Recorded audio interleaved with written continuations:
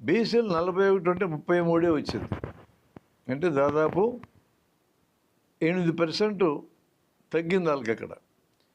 జనాభా ప్రాతిపదికన చూస్తే అగ్రవర్ణాలు అందరికి కలిపి 33.8 ఉంటే ఇలా జనాభా 40.4 వచ్చింది.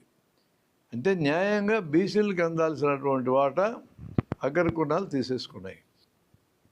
రిజర్వేషన్ ఎవరికి ఇచ్చినట్టు? ఇప్పటికే అభివృద్ధి అయిన అగ్రకులాలు, రెడ్లు, కమ్మలు, కాపులు ఇలాంటి అగ్రకులాలుగా మారిన బ్రాహ్మణులు, క్షత్రియులు, వైశ్యులు వీళ్ళందరూ కలిపి తమ జనాభా కంటే ఎక్కువ తీసుకోగలుగుతున్నారు. రిజర్వేషన్ వెనకబడిన సమూహాలకు ఇవ్వబడలేదు. ఇప్పటికీ అభివృద్ధి అయిన సమూహాలు ఎక్కువ తీసుకోగలుగుతున్నాయి. ఇప్పటికి కూడా ఈ విషయం సీరియస్ డిస్క్రిపెన్సీ, అసమతుల్యానికి దారి తీస్తుందా, దారి తీయదా? ఇది సీరియస్గా చూడాల్సిన విషయం అని నా అభిప్రాయం.